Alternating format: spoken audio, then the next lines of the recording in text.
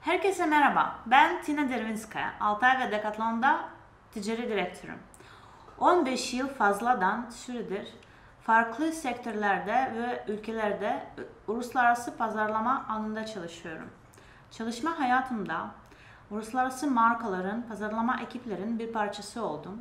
Ajans tarafında da danışmanlık yaptım ve uzun süredir çalıştım. Son 6 yıl Altavia Decathlon'la birlikte Türkiye'deki markalara uluslararası iş geliştirme ve pazarlama noktalarında çözümler üretmeye çalışıyoruz. Sizlere keyifli bir sunum hazırlamaya çalıştım. Sorularınız olursa en kolay LinkedIn'den benimle iletişime geçebilirsiniz. Dinlediğiniz için teşekkür ederim.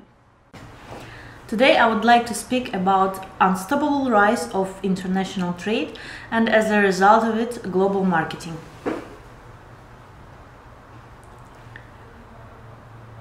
What all these people have in common? All of them started a small local business that now became a worldwide global success story.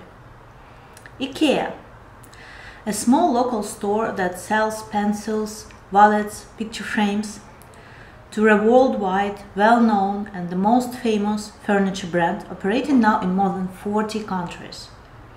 Nestle, from infant food to the largest consumer goods company in the world with over $100 billion revenue yearly and 300,000 employers worldwide. Coca-Cola, from pharmaceutical drink in a small town to the largest beverage manufacturer and distributor that changing daily drinking habits in more than 200 countries. You can say that these examples are great, but it's extraordinary and not very relevant to you, to your company, or to your country. It's true. It could be true 20 years ago.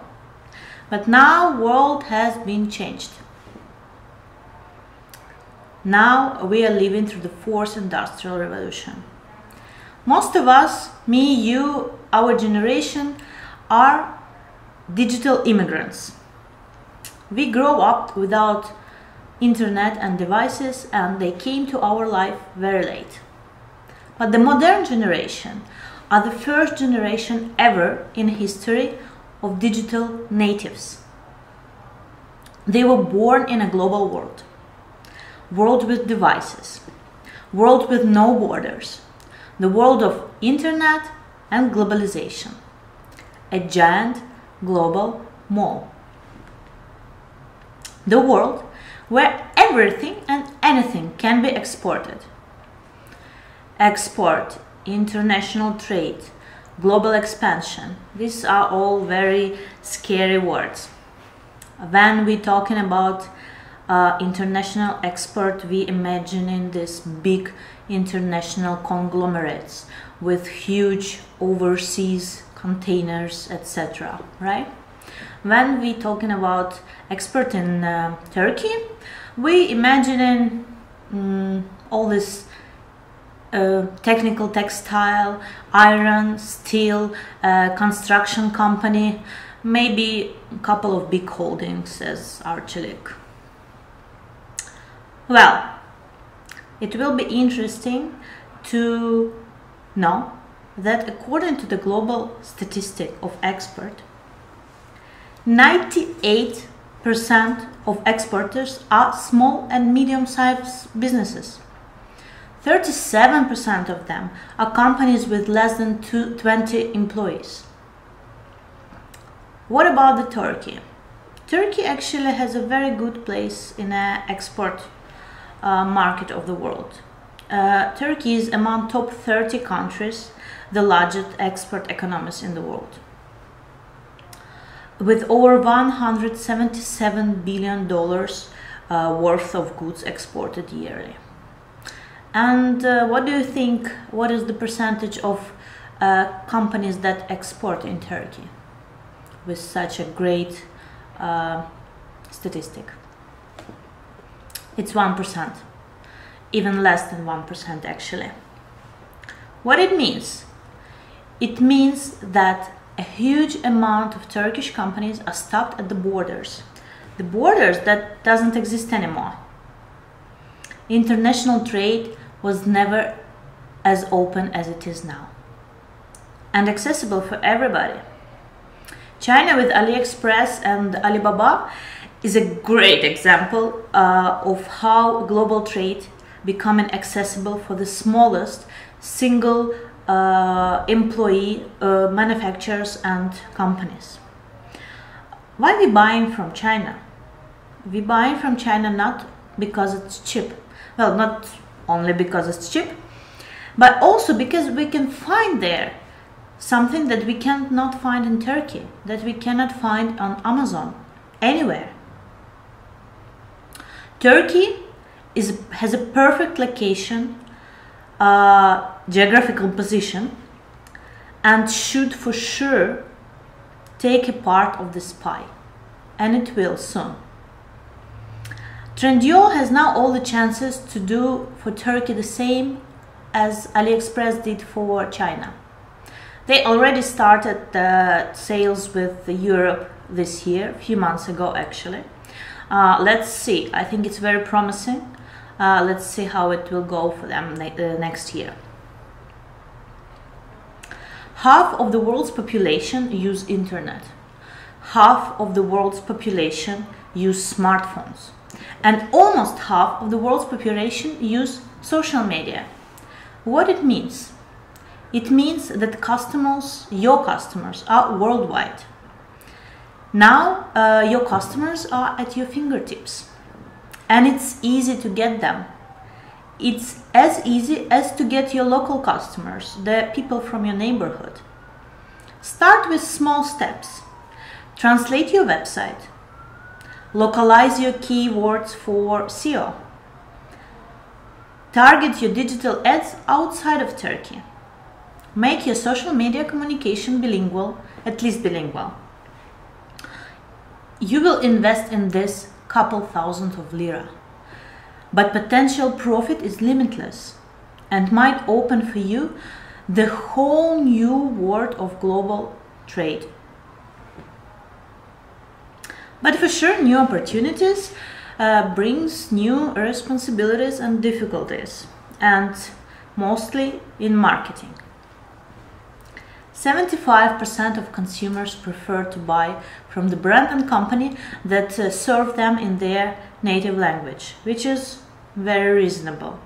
There is an interesting research made on Forbes' top global 2000 companies.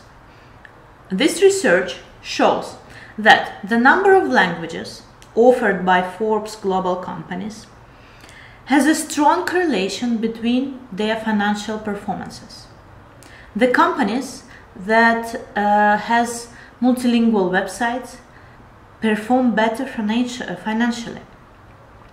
Top 50 performing companies in the list have websites on 17 or more languages, and those who have 4 or less are in the very end of the financial performance chart. But for sure, it's all not about translation. It would be too easy. The one-size-fits-all mentality doesn't apply in global marketplace. What works perfectly for Turkey may not make sense in Russia. You might need to change your marketing tactics, your sales strategies, sometimes even your entire product to fit local expectations and preferences. Being sensitive to regional needs, culture, tradition, and languages is the key to success in a global expansion. But for sure, not companies, even well-known brands, started from success on the road of international marketing and global expansion. Perhaps the most famous story of the cultural mistake and cultural fail is Ford launching in Brazil Ford Pinto. Pinto is a normal basic name for the car, nothing special or unusual about it. It was selling good in Europe, but in Brazil, product was met with hilarity and mocking. Why it's so? The reason is pinta in Brazilian Portuguese slang refers to the man with the tiny genital. I think this probably not was the message that Ford company wants to send to potential customers. Another one is Electrolux in United States. Electrolux is a Swedish company. In those times they were launching vacuum cleaners in the United States market and failed to research on American slang. Sure, now in 2020 with all this English as a global language, all international movies and TV series, it's obvious for us that slogan "Nothing sucks like Electrolux" not very good decision to promote the good quality. But back in 90s, lack of local slang and culture research will never let Electrolux to become popular in United States. So what is actually good global marketing? I think it can be explained just in two simple words: understanding and adapting. Not just translating, understanding and adapting appeal to the needs of diverse group of people. A lot of companies changing their names, brands, strategies. Sometimes that full company products have been changed to fit to the local market. For example, Rexona. Rexona, Australian deodorant brand, well known all over the world as Rexona, also in Turkey. But you will be surprised that Rexona in the United States is called Degree. In the United Kingdom it's called Sure, and in South Africa Shield. Sometimes brands change their name to adapt to the local language. For example, the United Kingdom cleaning brand Mr. Muscle is known in Latin America as Mr. Musculo. We all know Lay's chips. In UK there is no Lay's. The same chips in UK is called Walker. And in Australia this brand has name Smith. One of the great example of international marketing success is Airbnb company. Airbnb always says that the biggest contribution to their global expansion and marketing success internationally is social media. A couple of years ago they launched social media campaign called One Less Stranger. They actually called it not social media campaign but global social experiment.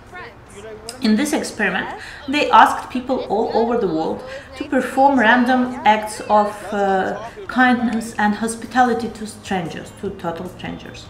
Make the photo or video with them and share with a special hashtag, One Less Stranger.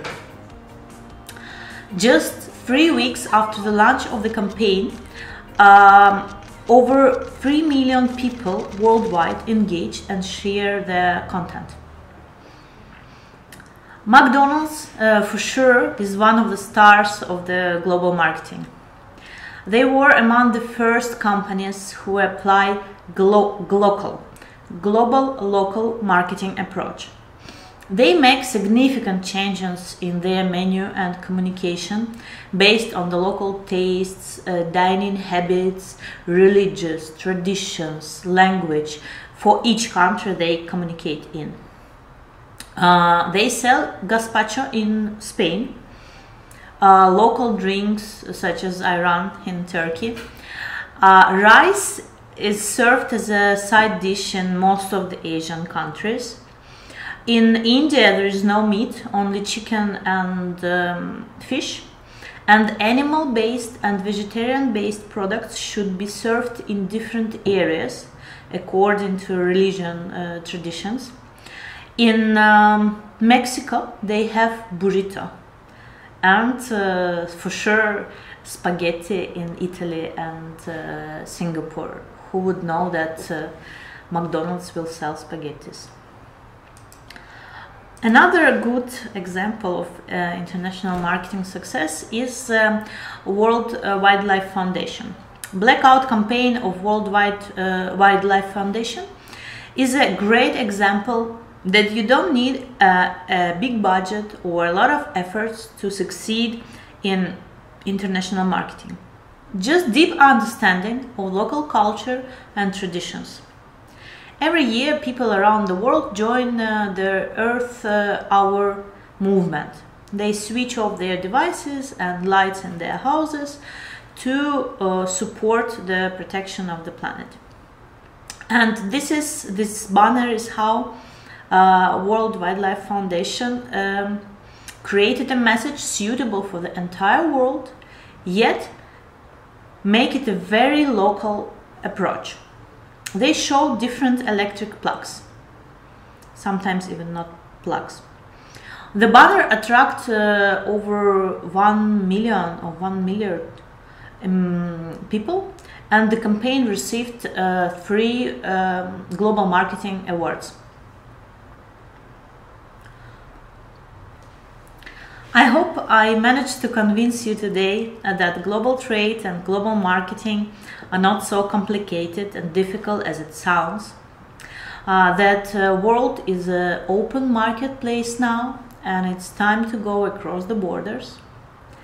Whether you run a one-person shop or organization with hundreds, thousands of employees, I wish you next year to make a first step towards the international trade and global marketing. Globalize the local and localize the global. Thank you very much for your time and attention. I hope the last 15 minutes were useful and interesting for you. If you have any questions about global marketing or would like to continue this conversation about international trade expansion and international marketing, please don't hesitate. Feel free to contact me with LinkedIn. Teşekkürler. Hepinize mutlu günler ve başarılı bir yıl diliyorum.